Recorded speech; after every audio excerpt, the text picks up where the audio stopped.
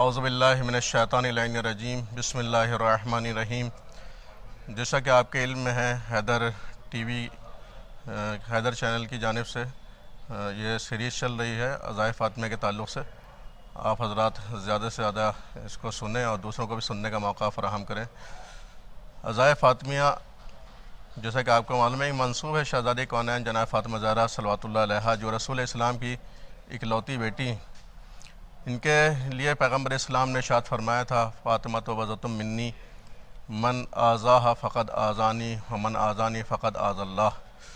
فاطمہ میرا ٹکڑا ہے، جس نے فاطمہ کو اذیت دی اس نے مجھے اذیت دی، اور جس نے مجھے اذیت دی اس نے اللہ کو اذیت دی۔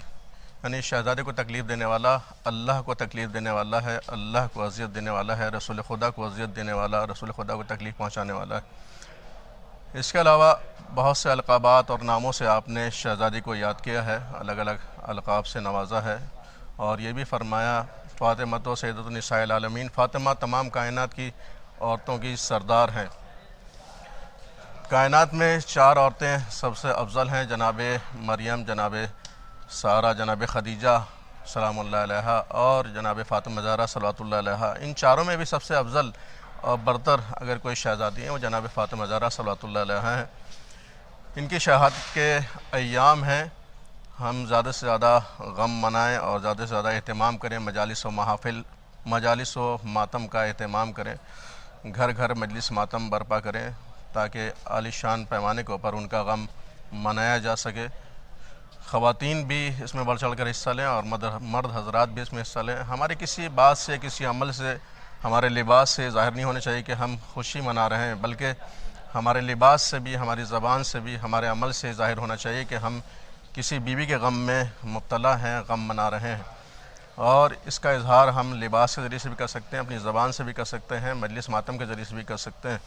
رسول کی اکلوتی بیٹی کا ماتم ہے، رسول کی اکلوتی بیٹی کا غم ہے۔ تمام جہان اسلام سے یہ التماس ہے کہ وہ رسول کی اکلوتی بیٹی کا غم منائیں اور بڑھ چڑھ کر کے اس میں حصہ لیں۔ پیغمبر اسلام کی اکلوتی بیٹی کوئی معمولی بات نہیں ہے، یہ خاتون محشر ہیں، اللہ کی کنیز خاص ہیں، ان کا بڑا رتبہ اور مرتبہ ہے۔ ساری سرداریاں معلوم ہوتا ہے شہزادی کے گھرانے کے لیے ہیں، خود ہیں تو تمام کائنات کی عورتوں کی سردار ہیں، اور آپ کے شوہر ہیں تو تمام اولیاء اوصیاء کے سردار ہیں، آپ کے بابا ہیں تمام مرسلین اور نبیوں کے سردار ہیں، اور آپ کے خود فرزند جوانان جنت کے سردار ہیں، الحسن والحسین سیدہ شباب اہل الجنہ۔ معلوم ہوتا ہے تمام سرداریاں کائنات کی سمٹ کے آ گئی ہیں بیوی کے گھر اور گھرانے میں۔ اسی مظلومہ بیوی کی شہادت کے ایام ہیں۔ آپ کی ولادت بسعادت 20 جمادی الثانی سن 5 بعثت میں ہوئی تھی، اور آپ کی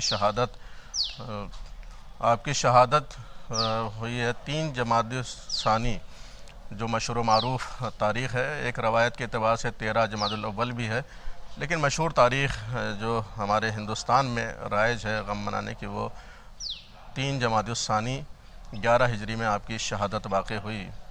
ایسا موقع کیوں آیا، کیوں شہادت واقع ہوئی؟ بعد شہادت رسول خدا، وفات رسول خدا کے بعد، وصال رسول خدا کے بعد دشمنوں نے آپ کو چین سے رہنے نہیں دیا گیا، اور طرح طرح سے ستایا، پریشان کیا، یہاں تک کہ مولا علی سے بیعت کا مطالبہ کیا گیا، جس کے نتیجے میں مولا علی کو باہر آپ نے نہیں بھیجا گھر سے، تو نتیجے میں جلتا ہوا دروازے کو آگ لگا دی گئی، آپ کے اوپر آپ کے گھر کا جلتا ہوا دروازہ دشمنوں نے گرا دیا۔ اس کے نتیجے میں آپ شدید زخمی ہو گئیں، اور شکم مادر میں، آپ کے شکم میں جناب محسن کی شہادت بھی واقع ہو گئی۔